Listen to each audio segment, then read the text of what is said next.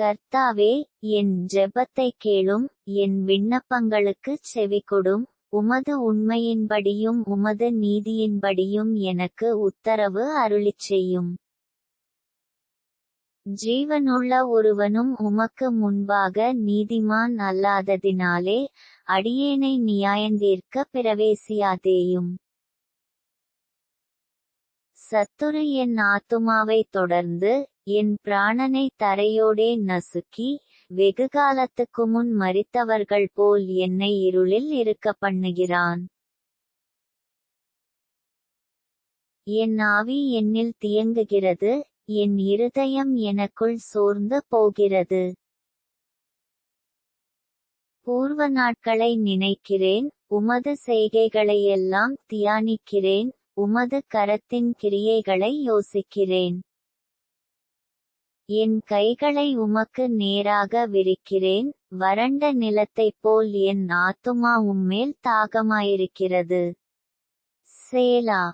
கர்த்தாவே, சீக்கிரமாய் எனக்குச் செவிகொடும், என் ஆவி தொய்ந்து போகிறது. நான் குழியில் இறங்குகிறவர்களுக்கு ஒப்பாகாதபடிக்கு உமது முகத்தை எனக்கு மறையா. அதிகாலையில் உமது கிருபையை கேட்கப் பண்ணும். உம்மை நம்பியிருக்கிறேன், நான் நடக்க வேண்டிய வழியை எனக்கு காண்பியும். உம்மிடத்தில் என் ஆத்துமாவை உயர்த்துகிறேன். கர்த்தாவே, என் சத்துருக்களுக்கு என்னை தப்புவியும், உம்மை புகலிடமாக கொள்ளுகிறேன். உமக்கு பிரியமானதை செய்ய எனக்கு போதித்தருளும். நீரே என் தேவன், உம்முடைய நல்ல ஆவி என்னைச் செம்மையான வழியிலே நடத்துவாராக. கர்த்தாவே, உம்முடைய நாமத்தினிமித்தம் என்னை உயிர்ப்பியும், உம்முடைய நீதியின்படி என் ஆத்துமாவை இடுக்கத்திற்கு நீங்கலாக்கிவிடும்.